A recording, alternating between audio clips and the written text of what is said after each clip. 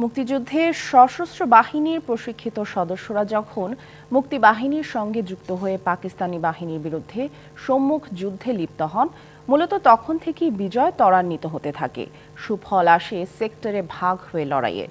বিজয়ের মাসে শুনব পশ্চিম পাকিস্তানে বিমান বাহিনীতে কর্মরত পূর্ব পাকিস্তানের এক সাহসী বিমান যোদ্ধার কথা। তুলে ধরেছেন মুক্তিবাহিনী, গেরিলা অভিযান আর বীরত্বের গল্প।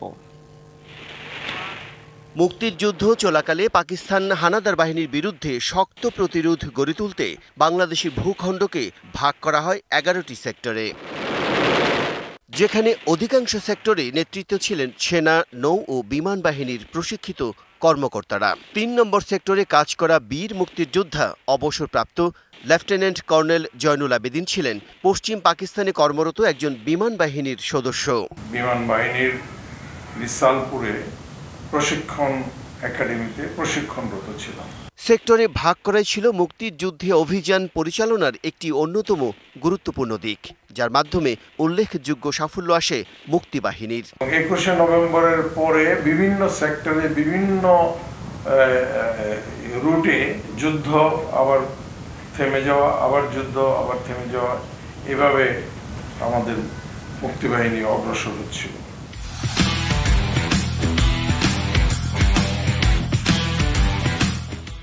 সহযোদ্ধাদের নিয়ে কিভাবে স্বাধীনতা অর্জনে ভূমিকা রাখেন তার বীরত্ব গাথা ও ত্যাগের কথা জানালেন এই বীর মুক্তিযোদ্ধা।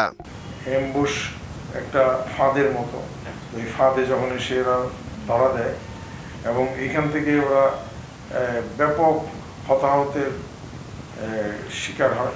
আসার পথে যে রাস্তার মধ্যে একটা ব্রিজ, এই ব্রিজটা এর মধ্যে পাকিস্তানের উড়ে দিচ্ছে। একটা নাইট গার্ড চিৎকার করে আমাদেরকে সতর্ক করলো, আমরা প্রায় পড়ে যাচ্ছিলাম, হইলে হয়তো বিষয়।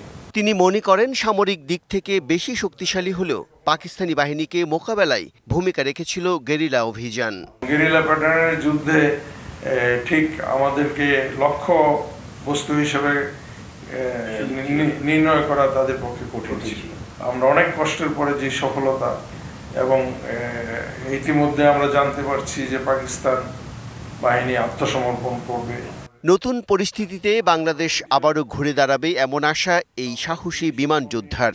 যেই আশা নিয়ে আমরা মুক্তিযুদ্ধ করেছি, সেটা আবার এখন নতুন করে করা সম্ভব হবে। Bijan Kumar Das, DBC news, Dhaka.